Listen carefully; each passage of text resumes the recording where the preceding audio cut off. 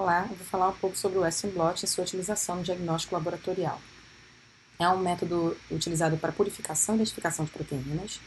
Nas suas etapas temos a separação das proteínas por uma eletroforese em gel de poliacrilamida. Dessa etapa, sequência, é necessário fazer a transferência das proteínas que ficam separadas nessas regiões que a gente chama de bandas para uma membrana que pode ser de nitrocelulose ou nylon, comumente utilizadas.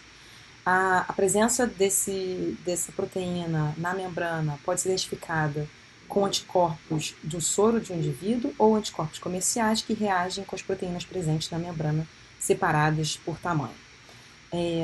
E a presença desse imunocomplexo, ou seja, anticorpo ligado ao antígeno, que é a proteína separada na membrana, é demonstrada por uma reação imunoenzimática. Então, inicialmente temos as proteínas em sua conformação estrutural regular, elas vão ser aquecidas e colocadas na presença de STS e beta-mercaptoetanol para favorecer sua linearização. Essas proteínas lineares, que podem ter origens diferentes, vão ser colocadas então no gel.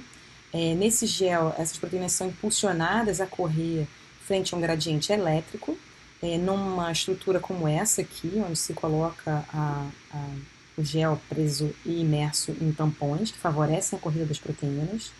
Essas proteínas vão ser separadas, então, de acordo com seu tamanho, seu peso molecular, nesses géis, e transferidas às membranas a seguir.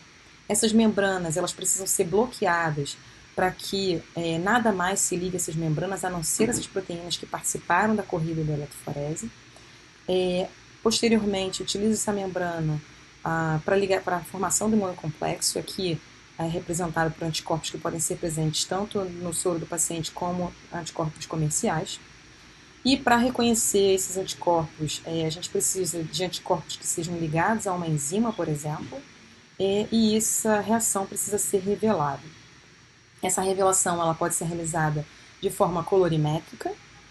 A gente pode ver essa revelação também sendo utilizada por quimiluminescência, onde o que é visto no final é a exposição realizada no filme radiográfico. Então a enzima tem que ser quimiluminescente para queimar esse filme radiográfico. Ou utiliza-se então o anticorpo acoplado a um fluorocromo e é detectada a fluorescência através de equipamento que consegue detectar a presença da fluorescência nesses imunocomplexos. Esse método ele pode ser, então, utilizado para a identificação de diversos micro-organismos. Ele é muito utilizado como um exame confirmatório de HIV, geralmente para confirmar o ELISA. Existem kits de diversas marcas para isso. Nesses kits, normalmente, vem a membrana já separada por seu tamanho, já presa na membrana. Então, o que se utiliza no laboratório é o soro do paciente para se ligar a essa membrana. E, posteriormente, utiliza-se um anticorpo anti-IgG humano para detectar o anticorpo humano que ficou preso na membrana. E, posteriormente, então, segue-se a revelação. A gente tem um exemplo aqui de como acontece a revelação da presença de anticorpos no soro de um paciente HIV positivo. A gente vê aqui a coleta do sangue do paciente em dias diferenciados. A gente vê que quanto mais se segue aqui a doença, maior a presença de anticorpos que se ligam às proteínas diferentes do vírus HIV. A gente pode ver um exemplo também da ligação de anticorpos de um paciente a proteínas de Borrelia, por exemplo, isso para determinação da doença de Lyme, e também a presença de anticorpos contra o herpes vírus simples aqui nessas duas membranas que apresentam as proteínas desse vírus. A gente pode ver também que pode ser utilizado para detecção de anticorpos contra alérgenos, como alérgenos da grama, de ácaros, de pelos de animais. Então aqui a gente vê um indivíduo que tem anticorpos contra alérgenos provenientes de ácaro, aqui contra alérgeno proveniente de grama e aqui contra alérgeno proveniente de fungo.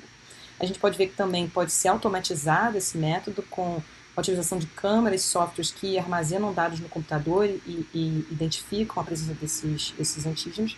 E a gente pode ver que esse método é utilizado para detecção de diferentes antígenos em um único experimento, quantificação desses antígenos. Apesar dele ser um método bom, ele também é muito complexo, depende de tempo, não é útil na janela imunológica onde você não tem anticorpos suficientes contra um determinado micro-organismo. Depende de mão de obra especializada e também depende de equipamentos que vão ser utilizados especialmente nessa parte automatizada da leitura da reação.